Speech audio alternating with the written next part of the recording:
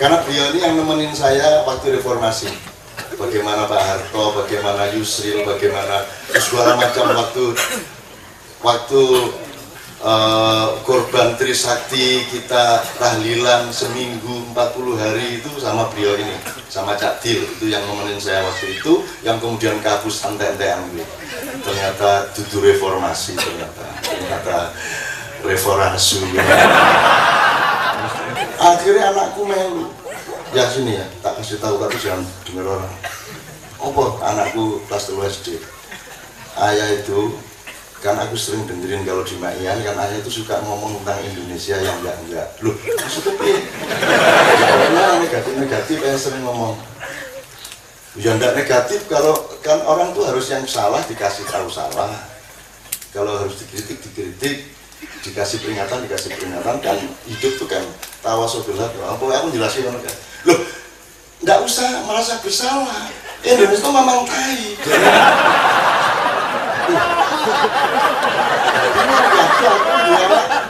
Lagi kelas terus Indonesia itu memang tai sejak dulu ya tai. Iya tai piye.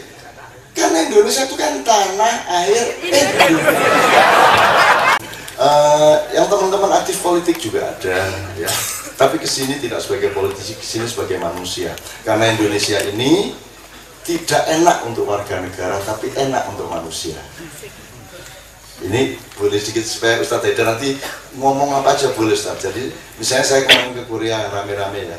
Di Korea itu kan hukum jelas, nggak ada orang bohong, orang nawang ngapusi, orang nawang korupsi, orang nawang melanggar orang dihukum, pokoknya beres kabeh. Tapi itu nikmat untuk warga negara, tapi nggak enak untuk manusia. Saya jadi manusia repot merokok, raiso, harus jagongan, lapor ke polisi, yuk cekakaan, tonggo terganggu. Gue rapi enak jadi manusia, jadi warga negara enak. Di Indonesia ini untuk warga negara bosok-sok, urusan apa wae ora cetong, untuk manusia enak luar biasa. Kita di sini bisa jadi manusia. Kita harus melindungi diri sendiri sehingga kita kuat gitu. Ini kudu golek pangan dhewe, kudu keamanan dhewe. Terus apa sing nglindungi? Polisi we kudu nglindungi malah ngancam, gitu. Sosok ngono lho ya. Jadi Indonesia itu tidak enak untuk warga negara, tapi nikmat untuk manusia. Makin banyak problem, makin baik. Karena manusia disuruh Allah menjadi pejuang. Semakin banyak masalah, semakin banyak PR, semakin banyak tantangan, semakin banyak ijtihad, kan begitu. Jadi ya Allah perbanyaklah masalah. Satu lagi, satu terakhir, supaya teman-teman ini menyadari nikmatnya hidup di Kepulauan Nusantara ini. Kalau di Amerika, di Jepang, di Eropa, di Korea itu ketat, tidak bisa melanggar. Terus pokoknya cetok kabeh. Motor kok nang trotoar wis sesuk tagihan metu. Lampu merah kok kelihatan setengah meter tagihan sesuk. Ning kene ambek lampu merah isih 30 bareng Kalau ditanya, loh nggak kelihatan ya Pak? Apalagi di Jogja kan Ustadz Haidar, kalau antum nyetir di Jogja, antum akan bingung di perempatan jalan karena Anda harus taat kepada apa yang Anda dapat, pasti tidak paham. Karena ada tulisan belok kiri ikuti lampu apil. Nah, apa apil ini? Akhirnya nunggu motor browsing. Ya, saya apil gitu. Apa apil ini? Coba diperhatiin, nanti di situ mungkin ada di perempatan ada apil di situ di meturing road kuwi, niku ikuti lampu apil. Jadi wong Indonesia iki seneng mubeng-mubeng. Lho, mbok wis ikuti lampu lek sithik harumansane apa lampu petromak.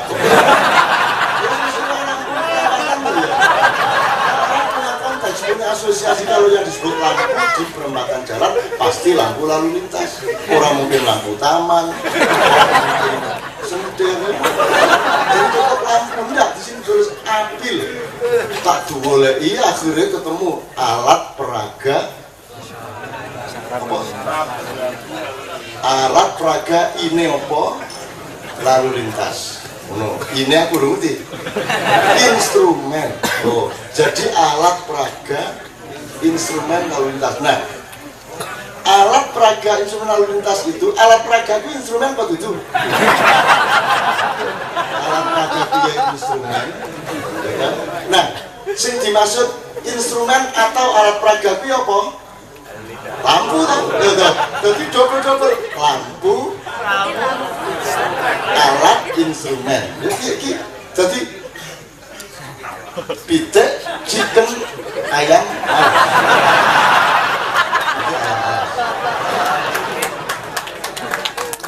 Jadi miso ora cukup asu. Album dop asu. Apa-apa buktinya alat peraga instrumen. Lah alat peraga karo instrumen iki bedane apa? Kakak ngaji, ya ngaji. Kayak dek kurang tahu. Oh, Indonesia iki jan nyenengke tenan. Nyenengke tenan ya Allah. Di sembarang itu. Wong mbok wis taati Bang Jo selesai masalah.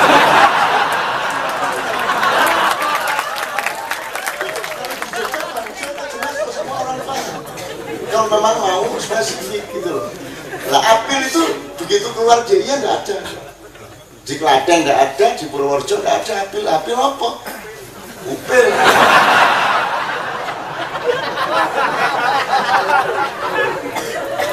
Di sini ISIS galaannya ada, di Wonosobo itu ada ISIS. Soalnya angin Yojo, Surabaya, ongkep, sumuk. Kamu ISIS ini. Untuk Amerika sibuk karo ISIS kene ora masalah. ISIS ndasmu panas. Ya. Wong Syria iki ngerti bahasa apa ora? Gawe singkat karo ISIS.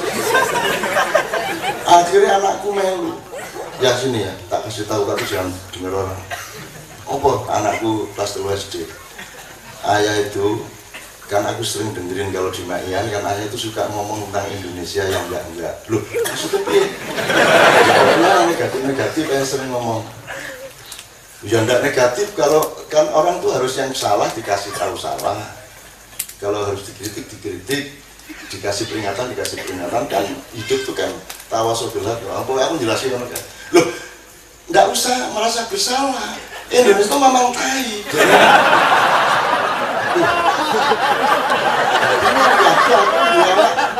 Lagi kelas terus Indonesia itu memang tai sejak dulu ya tai. Iya tai piye? Karena Indonesia itu kan tanah air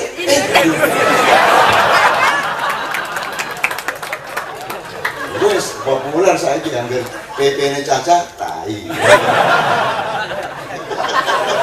Maksudnya tanah air Indonesia. Menyenangkan. Jadi sampean ngomong apa aja, tolong ceritakan karena beliau ini yang nemenin saya waktu reformasi.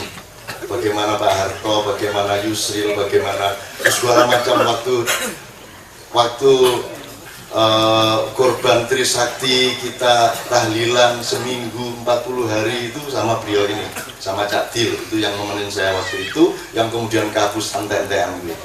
Ternyata dudu reformasi, ternyata reformasi. Apa diganti asuni subhanallah itu reform subhanallah ya. Memang hakikatnya kayak gitu kok. Nah, alhamdulillah kita ini sudah mencapai rekor di seluruh dunia. Tidak ada acara sepanjang acara kita, tapi tetap juga nggak cukup waktunya. Itu saking dahsyatnya wilayah kita ini. Jadi kalau di luar negeri kan tadi saya bilang, coba di mana Anda bisa ma'iyahan kayak gini selain di tanah air Indonesia. Di Malaysia nggak bisa, di Arab nggak bisa, nggak mungkin jam segini ada bunyi musik sekeras ini, tetangga-tetangga pasti akan lapor polisi semua. Di sini longgar, jadi kalau di sana-sana ketat, di sini ini longgar, jadi maling gampang. melanggar gampang, berkhianat juga luas tempatnya, betul kan? Tapi jangan lupa berbuat baik juga longgar. Banyak peluang berbuat baik, dan kita milih yang kedua. Berbuat baik sepanjang-panjangnya, sedalam-dalamnya, sejauh-jauhnya, sampai 4 angkatan kita ambil semua. Kalau setinggi-tingginya berarti angkatan udara, kalau seluas-luasnya berarti angkatan darat, kalau sedalam-dalamnya berarti angkatan laut, kalau kepolisian sebanyak-banyaknya. Lagi ke rumah gue. Itu yang sekalian. Oke, sekarang sekali lagi terima kasih Ustaz Haidar. Hatta liqa, segera kita akan ketemu lagi insya Allah dalam waktu yang Allah akan menyegerakan. Sekarang gini, Mas Dimas, daripada mereka ini terbayang-bayang macam-macam mengenai politik, jalannya kita memang sudah nggak bicara politik sebenarnya, karena politik sudah menjadi bagian logis dari apa yang sudah kita bicarakan. Jadi mereka otomatis memproyeksi logika-logika di sini, mereka langsung secara substansial memahami apa yang sudah terjadi. Tapi Mas Dimas ini mengerti ainul yakin, ilmul yakin, hakul yakin, udhunul yakin, sampai yadul yakin. Nah, Mas Dimas, monggo sebebasnya, Anda yang menentukan yang mana diungkapkan, yang mana tidak usah, yang mana setengah diungkapkan dan seterusnya. Dimas monggo, karena Dimas ini aktivis gerakan kaum muda Indonesia yang sekarang sedang benar-benar menyentuh seluruh kelompok-kelompok pemuda di seluruh Indonesia.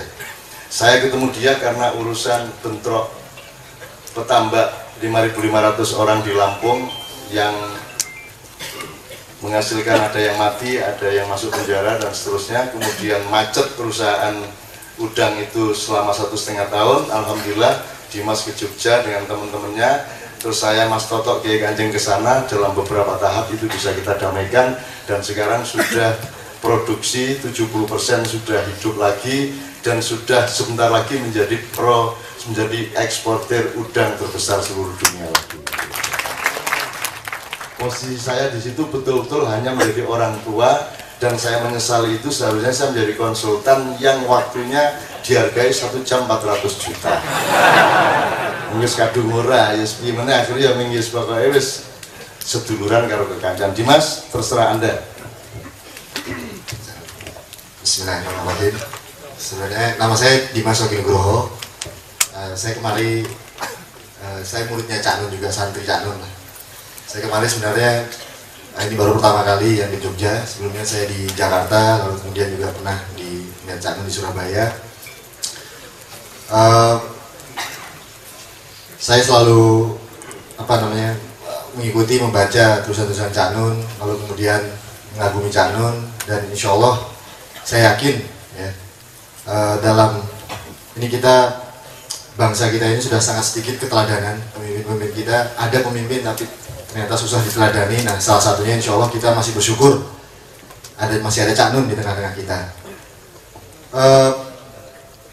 Karena saya diminta oleh Cak Nun untuk bercerita sedikit tentang situasi, tentang konstelasi yang ada sekarang, katakanlah pasca Pilpres, maka mungkin saya akan laporan kepada mas-mas kalian, mbak-mbak, ibu-ibu, bapak-bapak. Sebenarnya tadi mau laporan ke Cak Nun aja, tapi ya karena sudah diamanahkan, dibolehkan untuk bercerita. Sesungguhnya yang sekarang terjadi di Indonesia ini sama seperti bisul mungkin mau pecah. Jadi memang sakit gitu ya, karena memang seperti yang kita lihat bahwa ini bangsa kita ini mungkin akan terjadi tanda kutip ya benturan. Apakah nanti kemudian benturannya keras atau benturannya lunak, itu mungkin akan kita lihat nanti seperti apa. Jadi kalau pasca Pilpres kemarin mungkin kita sempat terbelah dari yang pro Jokowi, jika lalu kemudian ada yang Prabowo Hatta. Nah, kebetulan alhamdulillah saya kok bisa masuk di situ, kok kenal sama yang ujung kiri sama ujung kanan, lalu atas ke bawah, lalu bisa bicara dengan mereka, mendengar apa yang menjadi pembicaraan mereka, mengetahui ya ini mungkin juga salah satu ada kemudahan yang diberikan oleh Allah pada saya, ya saya melihat itu sebagai sebuah proses sejarah, pembelajaran juga bagi kita semua yang mungkin akan saya ceritakan kepada kawan-kawan, bapak-bapak, ibu semua, jamaah maya. Ini sesungguhnya kan pertempurannya belum selesai. Jadi pilpres ini atau mungkin sudah, tapi lalu kemudian dibiarkan menggantung sehingga kemudian menimbulkan peluang-peluang atau kesempatan-kesempatan yang lain yang sesungguhnya para pelaku-pelakunya tidak menyadari bahwa jika kita semua bisa-bisa jangan-jangan sedang menuju bareng-bareng, atau mereka dan kita ya, bareng-bareng semuanya itu ke jurang. Pertarungan yang belum selesai ini macam-macam gitu ya, karena memang niatnya itu bukan betul-betul yang saya lihat itu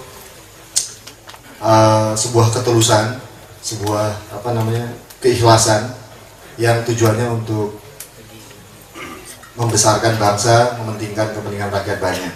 Kalaupun ada satu di antara mereka, satu, dua, atau sekelompok orang, tapi memang menjadi susah karena strukturnya itu memang sudah rumit.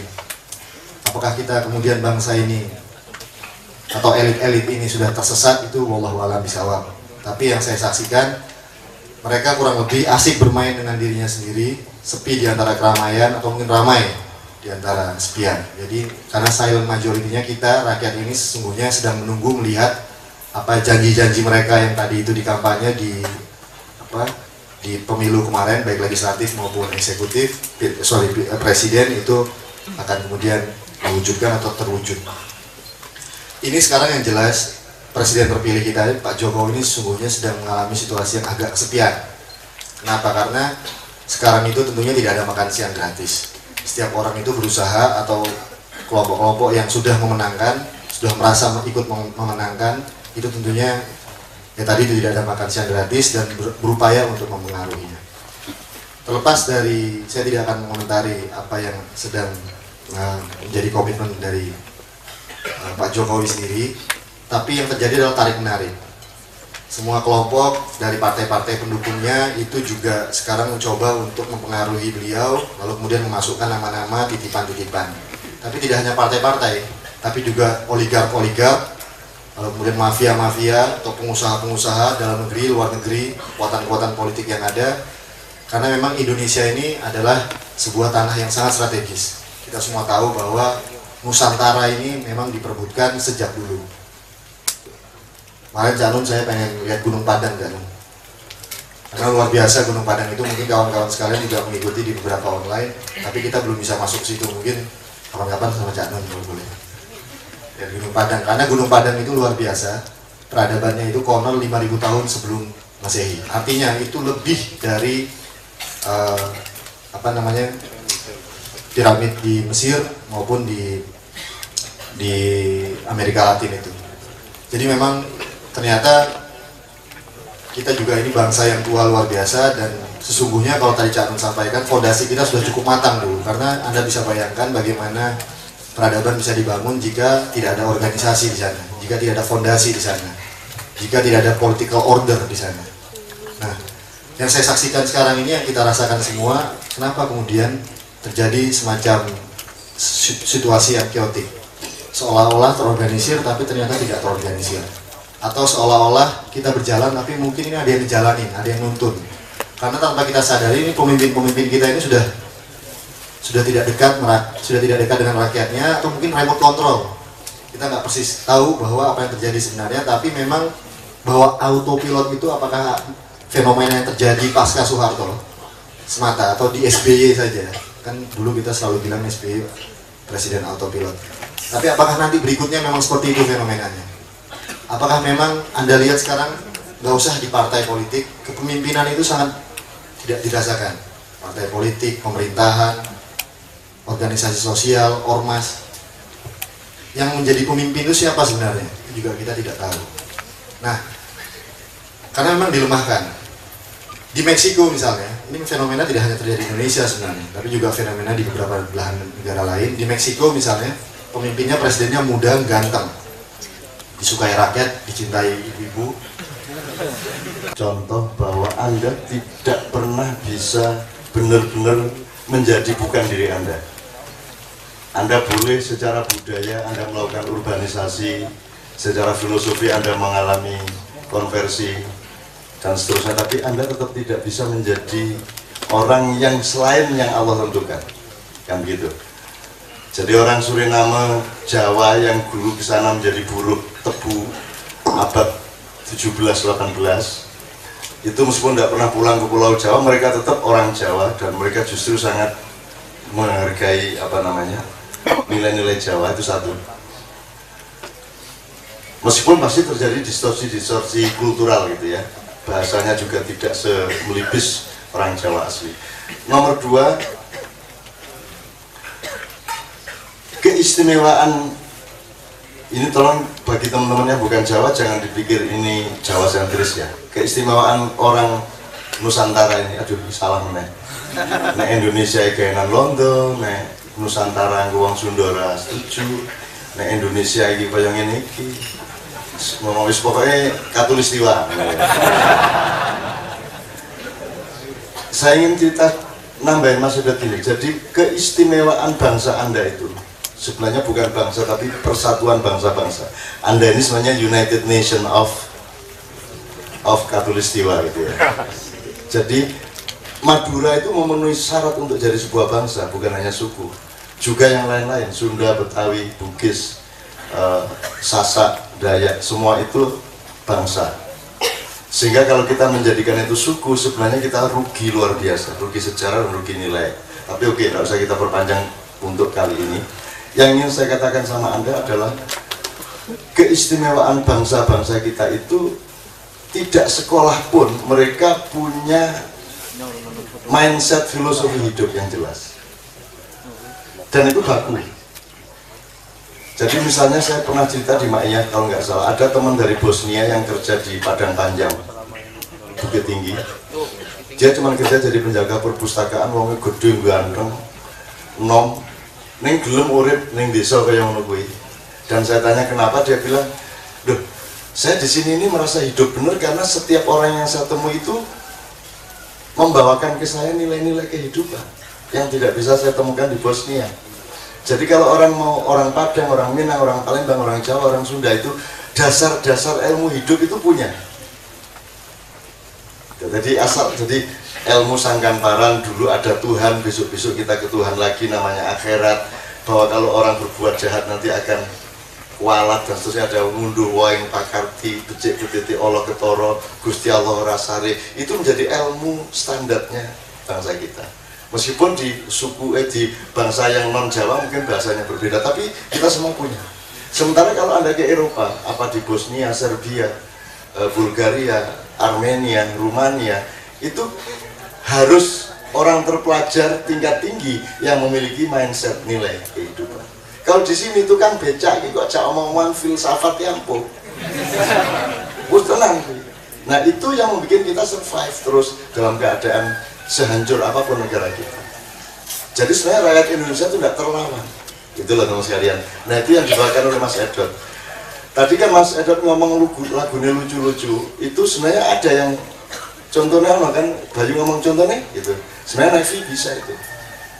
Jadi Anda nanti kalau pulang iseng-iseng nganggur, Anda browsing Karsimex. Karsimex ya, Karsimex.